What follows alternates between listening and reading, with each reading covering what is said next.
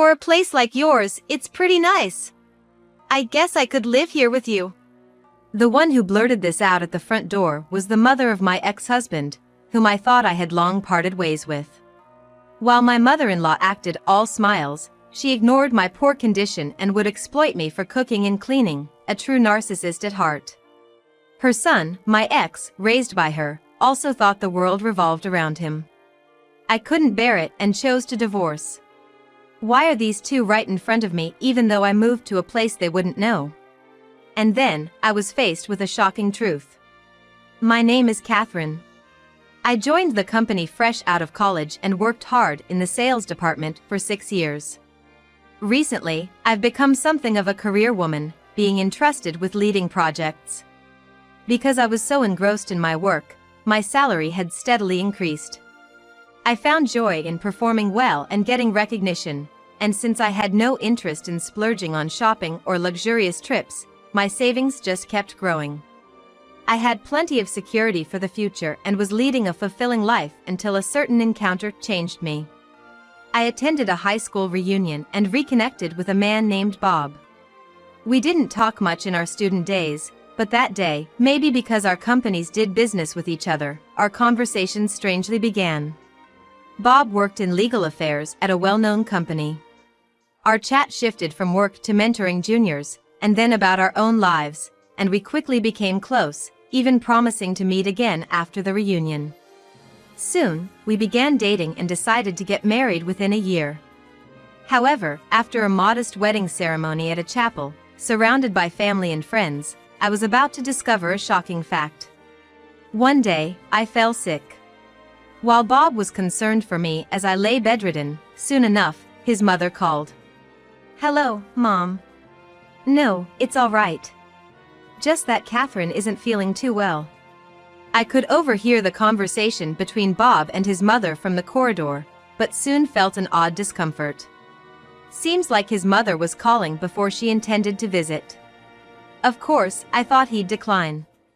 I wasn't bedridden, but naturally, I wanted some rest without any disturbances. However, Bob complied with his mother's wishes and accepted her visit. "All right, we'll be waiting. I'll wake Catherine up." Hearing this, I was baffled. Why would he allow her to come over knowing I'm unwell? And even mentioning waking me up? Lost in my astonishment and confusion, Bob returned looking like it was the most normal thing to do. "Mom's in the neighborhood and wants to stop by. She says it's just for a short while." I felt bad turning her away. "So, Catherine, wake up. Just showing your face will be enough." Of course, it'd be inappropriate for his mother to come over while his wife was in bed. My living room wasn't even cleaned yet, and dishes were still in the sink. Despite showing concern, Bob hadn't lifted a finger to help. Pushing through my discomfort, I hurriedly cleaned up and got dressed before his mother's arrival. Throughout, Bob didn't offer any assistance or even look remotely apologetic. When his mother arrived, I was made to serve tea and set the table, with no consideration for my health. Their conversation was odd, too. They chatted amongst themselves, leaving me feeling isolated while suppressing a headache and chills. Eventually, his mother stayed until dinner. I kept my frustration hidden, cooked the meal, and finally collapsed into bed once she left. Bob has always prioritized his mother. He'd say he felt bad because they lived apart and often brought her gifts or frequently visited her place. I thought it was just him being a good son, but over time, I realized he always put his mother first. This behavior intensified, and just 6 months into our marriage, he completely disregarded me, always considering his mother as his top priority. Bob was, in essence, a mama's boy. Comparing our cooking, always visiting her house during outings, and his mother always indulging this behavior, clearly smitten by her son. I had planned to build a happy married life, but before I knew it, my mother-in-law's shadow was constantly between us. There's a reason she's so indulgent with her son, Bob. It's her spending habits. It wasn't just limited to coffee dates with friends or outings, but also expensive hobbies like traveling and purchasing limited edition luxury brands. Because of this, she often approached Bob asking for money. This behavior shamelessly extended to me as well. I was taken aback by such demands, something I never faced even from my own parents. Having been strictly taught by my parents against borrowing money, I was deeply shocked by my mother-in-law's attitude of taking it for granted. I never gave her a dime, but every time she asked, Bob would hand it over. Perhaps that's why she doted on her son so much. It's only natural to help out when mom's in trouble, right? That was all Bob had to say, even when I brought up the issue. Before I knew it, money exchanges were happening behind my back, and unknowingly our finances became tight. It reached a point where I pleaded, I won't blame you anymore, but at least don't hide it from me. When I visited my in-laws, to my mother-in-law, I was just a free housemaid. She took advantage of me, cleaning, cooking, even tending to the garden and cleaning windows. Still, I had to oblige for Bob's sake. It seemed like, somewhere deep down, she enjoyed bossing me around. Unaware of these circumstances, Bob never stepped in to help. Instead, he genuinely believed his mother's treatment was making me a better wife. When I stood up to my mother-in-law, Bob, trying to mediate, said something unbelievable. It seems Catherine's mom couldn't look after her much, so she's just embarrassed now, feeling like she has a real mother for the first time. True, my parents ran an old-fashioned diner and were busy working every day. But I don't hold any resentment towards my mother. Usually, they could have asked their only daughter to help with serving customers, but instead, they let me go out and have fun, taking up hobbies and lessons. A mantra my parents always had was, children aren't just tools for free labor. This was in stark contrast to my mother-in-law. I finally confronted my husband. I was defending not only myself but also my parents, who had shed tears of joy at our wedding. What your mom's doing isn't right. Just because I'm the daughter-in-law doesn't mean she can boss me around. And I don't want to constantly maintain your family home to perfection. I just want her to leave me alone. But the response I got from my husband was filled with anger. How can you say such awful things about my mom? Thanks to her, you're being a proper wife. Don't make trouble without being grateful. Furthermore, he threatened with, if you keep talking like this, I'll divorce you. He thrust a divorce attorney's business card at me. How about that? I'm dead serious.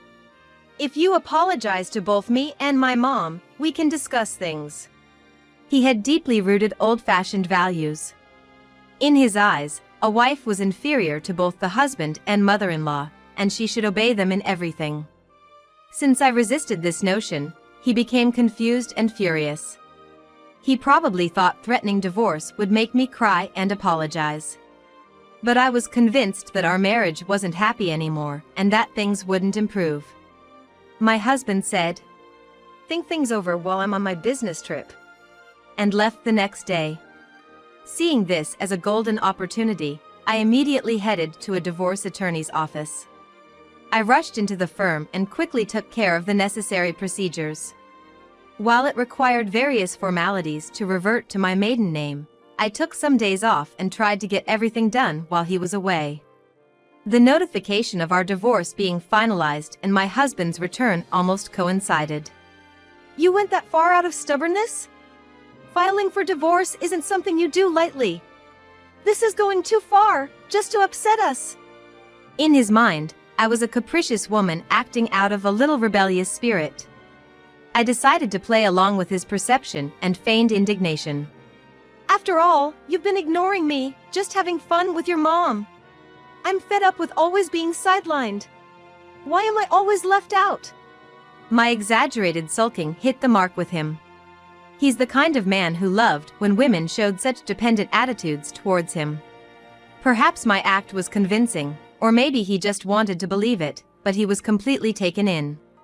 He became more accommodating, quickly agreeing to favorable terms regarding the division of our assets. He thought he'd humor my stubbornness until I was satisfied. He believed that once I felt better, we could remarry and resume our old life. But I no longer had feelings for him.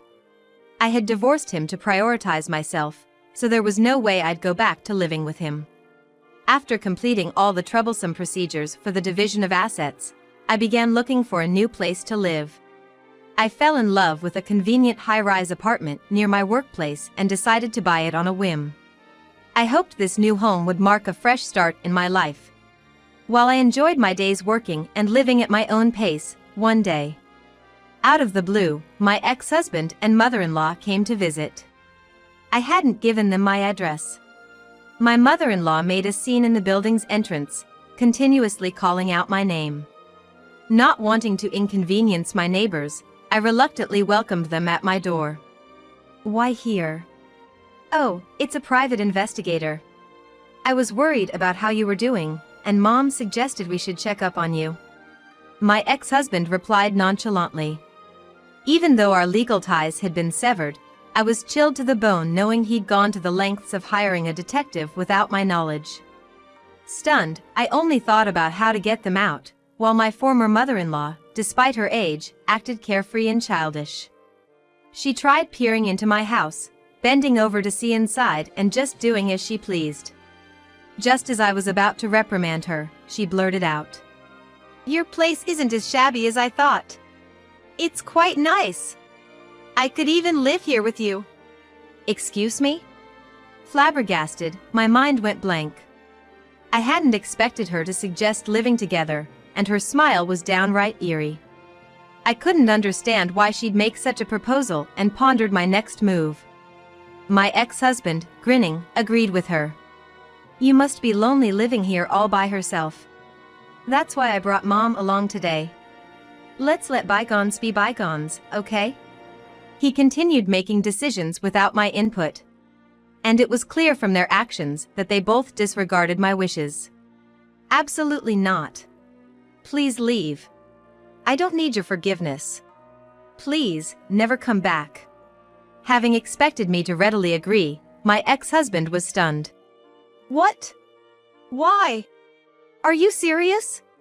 Why are you saying this? Bob came here for you."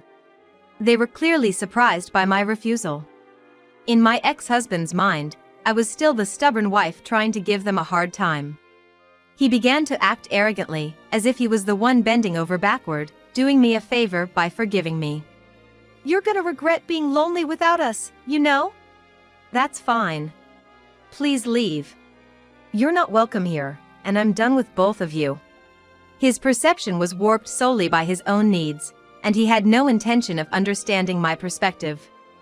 Even when I made my refusal clear, he still believed I was just being stubborn.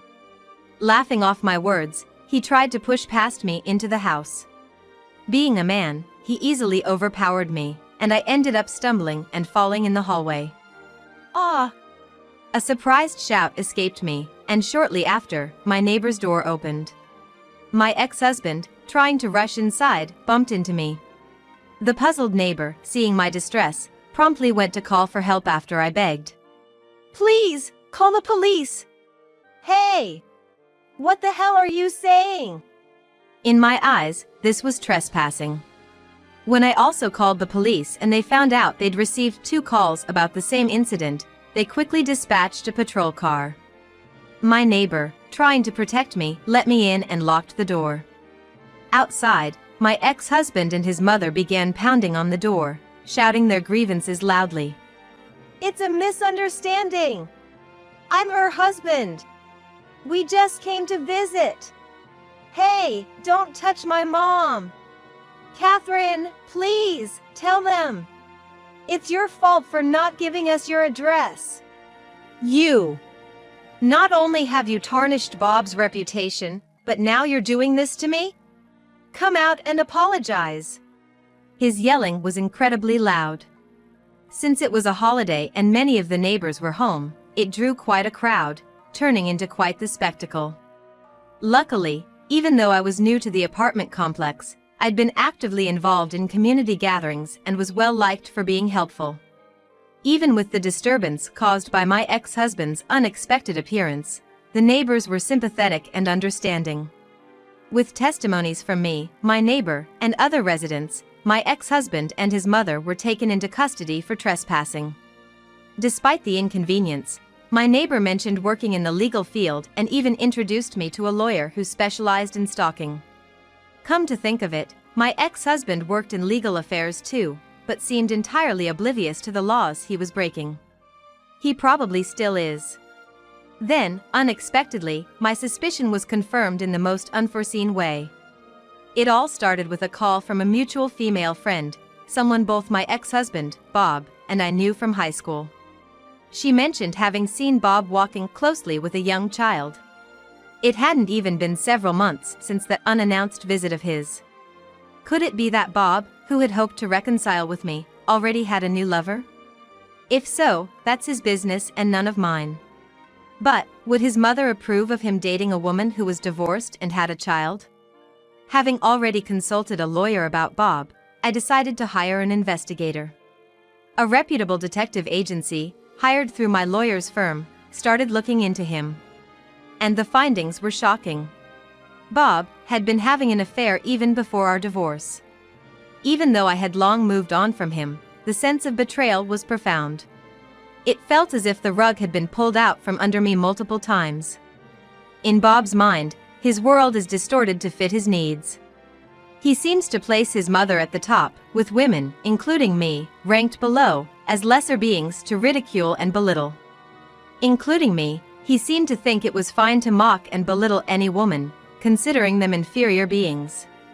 Given such hierarchical thinking, I could somehow make sense of his erratic actions. Having a wife while cheating, presuming it's natural to get back with an estranged wife, and all the while maintaining a relationship with his mistress, to Bob, all this seemed perfectly logical. With disbelief, I continued reading the investigator's report. Apparently, even though he had no intention of marrying her, he had hinted at a future to the woman he was cheating with. He gave her hope to keep their relationship alive. And my worst fear was confirmed. The young child he was seen walking with was, in fact, the child of his affair. He had been leading a double life. And the child was born around the same time as our marriage. The complexity of the situation made me nauseous.